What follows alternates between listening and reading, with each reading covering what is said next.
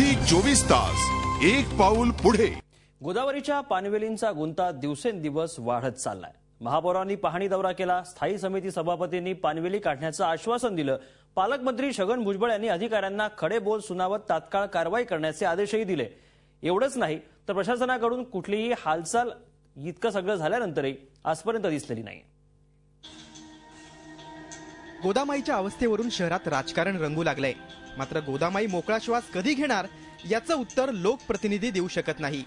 या प्रश्नी नागरिकांनी पुढाकार घेऊन गोदाकाठावर उपोषण करून प्रशासनाला जाग करण्याचा प्रयत्न केला।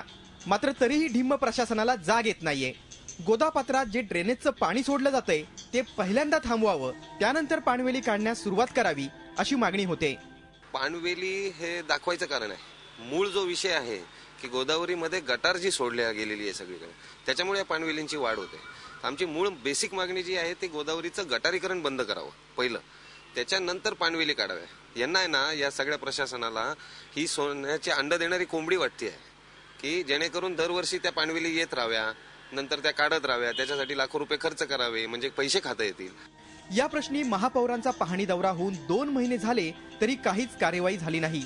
तर उपमहापौर प्रशासनावर खापर फोडून मोकळे झालेत। स्थायी समितीचे सभापती काँग्रेसचे आहेत। मनसे भाजपला शह देण्यासाठी तेही या प्रश्नी आपले घोडे दामटतायत।